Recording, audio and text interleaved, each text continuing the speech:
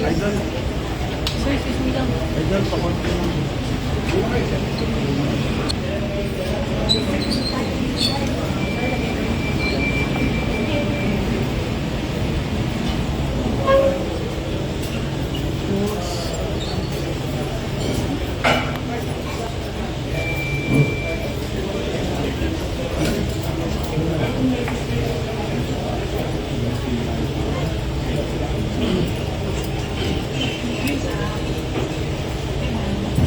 Sir? Sir, ano po Sir, yung anong dahilan? Sir, mag-check po yung warrant, sir? Hi, sir.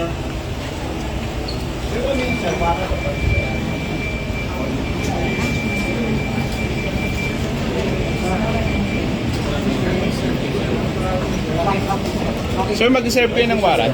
Sir, anong purpose po ng CIDG visit dito, sir? Sir? Sir, pupunta kayo sa office ni Senator Jinggoy?